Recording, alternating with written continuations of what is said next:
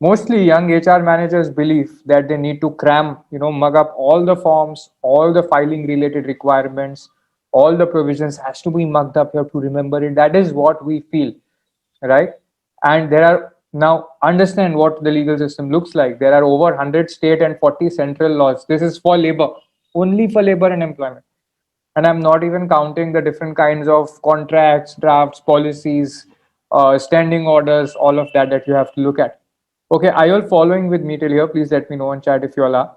Okay, if you all are not, if something's unrelatable, or if I am talking to a different, like if you're looking at something different, let me know so that I can adjust. Okay. So now the thing is that 100 state laws, 40 central laws, that's a big number. Okay. Now, because of the complexity of the legal system, there are overlaps, many overlaps between the state and central laws, conflicts, and HR managers are struggling most of the times to understand these conflicts. Okay.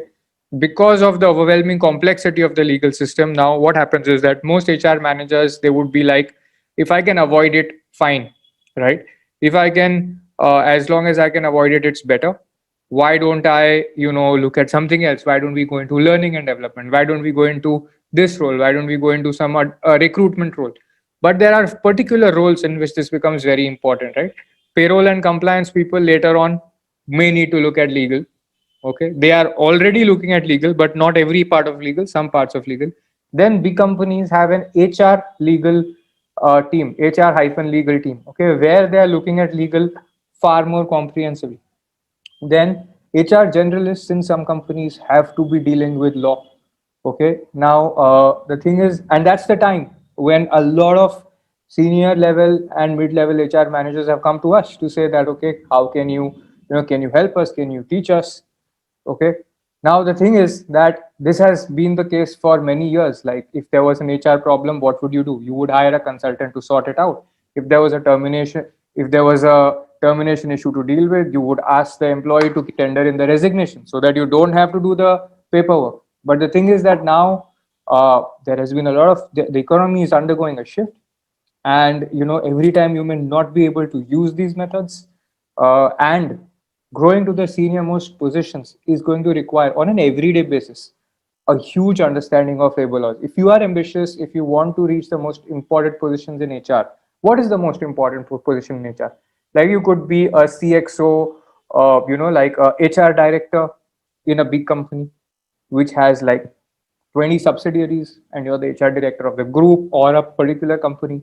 Okay, that is what you're looking at. Now, if you are ambitious, you want to reach these big positions, then ignoring a labor law framework is not possible. Right now, there is much more to labor law practice for HR managers than just cramming the provisions.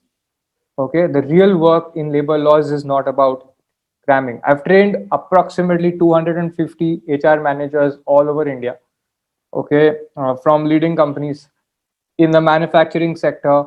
There are manpower supply providers, okay, from where HR managers have been there. There are foreign brands who have deep India presence. There are HR managers from there. There are HR managers who are working in factories or managing a group of factories for a company across India in multiple states, or HR managers in the technology sector, in the ITES space, in could be in Noida, could be in Gurgaon, could be in Karnataka, Bangalore, okay, various such regions, okay, and uh, I've been training them on how they can, look at for the past 2 years, how they can look at labor related legal work around their work in a more integrated manner. Okay, companies such as ITC and PSUs such as HPCL have availed of customized programs around drafting from us, and I've been training them personally in how to the managers and how to go about drafting various documents that HR managers regularly draft. How many of you have had the occasion to draft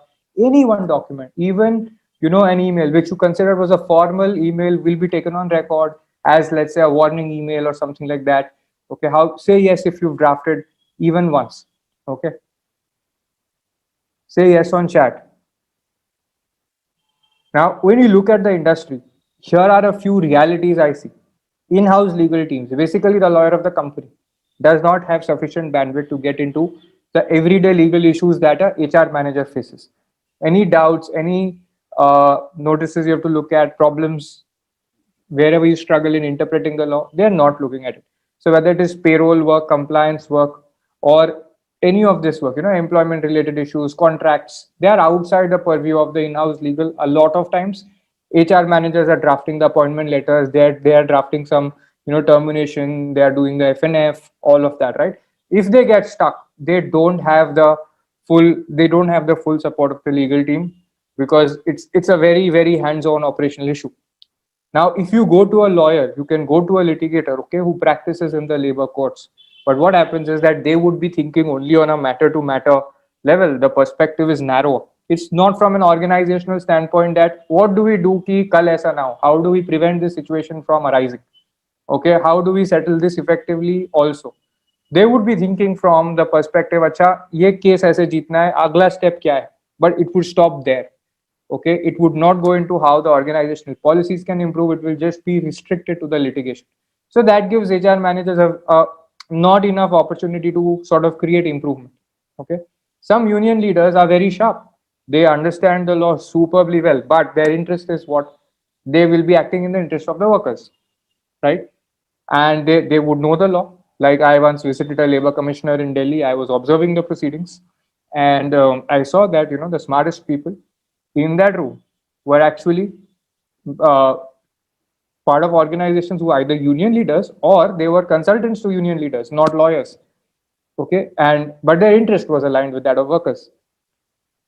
Chartered accountants and company secretaries don't look at this. We study this. You study this as part of the syllabus to qualify as a CA or a CS. Lawyers also study it, but they don't look at this in companies. Okay. Now, a lot rests, therefore, on the shoulder of HR managers.